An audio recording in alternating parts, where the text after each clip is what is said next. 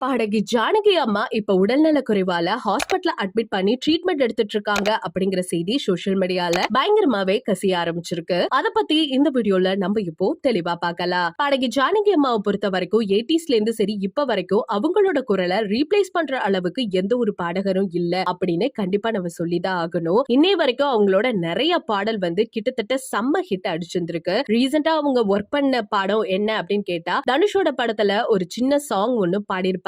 அது செம்ம ஹிட் அடிச்சது மட்டும் இல்லாம அதுக்கு இவங்க என்ன சொன்னாங்கன்னா, நான் தனுஷோட சேர்ந்து அந்த படத்துல பாட்டு பாடினது எனக்கு ரொம்பவே பிடிச்சிருந்துச்சு. இவ்ளோ பாடல் பாடியிருக்கேன், ஆனா இந்த பாடல் கொடுத்த சாட்டிஸ்பாக்சன் எதுவுமே தரல அப்படின்னு சொல்லியிருந்தாங்க. இந்த நிலையில அவங்களோட குரலை மிஸ் பண்ணிடுவோமோ அப்படிங்கிற ஒரு தயக்கமும் பயமும் நமக்குள்ள போய்கிட்டே இருக்கும். பிகாஸ் இப்ப உடல்நல குறைவால அவங்க ஹாஸ்பிட்டல்ல ட்ரீட்மெண்ட் எடுத்துட்டு இருக்காங்க. நேத்து நைட் திடீர்னு அவங்களுக்கு உடம்பு சரியில்லாம போயிட்டு இருக்கு. சோ இத பத்தி பெருசா எந்த ஒரு விஷயமுமே வெளியில வரல. இப்ப சீரியஸா இருக்காங்கிற மாதிரிதான் சில இடத்துல பேசப்பட்டுட்டு வந்துட்டு இருக்காங்க. டாக்டர் இத பத்தி சொன்னா மட்டும்தான் நம்ம எல்லாருக்குமே உண்மை தெரிய வரும். சோ அதுக்காக நம்ம கண்டிப்பா வெயிட் பண்ணி தான் ஆகணும். அது மட்டும் இல்லாம ரீசன்ட் பீரியடுக்கு முன்னாடி இளையராஜா அவர்களை மீட் பண்ணியிருந்திருக்காங்க. அவர்கிட்ட போயிட்டு இப்பெல்லாம் முன்ன மாதிரி எனக்கு பாடுறதுக்கு எந்த ஒரு சான்ஸுமே கிடைக்கல, ஏதோ வாய்ப்புகள் இருந்தா சொல்லுங்க அப்படின்னு சொல்லியிருந்திருக்காங்க. அதுக்கு இளையராஜா அவர்கள் கண்டிப்பா நான் சொல்றேன், அடுத்த படத்துல நீங்க தான் பாட போறீங்க அப்படிங்கிற மாதிரி சில செய்திகளும் இப்ப வெளியே வந்திருக்கு. சோ இது எல்லாத்துக்குமே அவங்க எழுந்து பதில் சொன்னா மட்டும்தான் முடியும். கண்டிப்பா அவங்க குரலை நம்ம கேட்கணுங்கிற ஒரு எதிர்பார்ப்பு நமக்குள்ள இருந்துட்டே இருக்கு. கண்டிப்பா ரெக்கவர் ஆயிடுவாங்க அப்படின்னு நம்ம எல்லாருமே நம்பி பிரார்த்தனை பண்ணிக்கிட்டே இருப்போம். சோ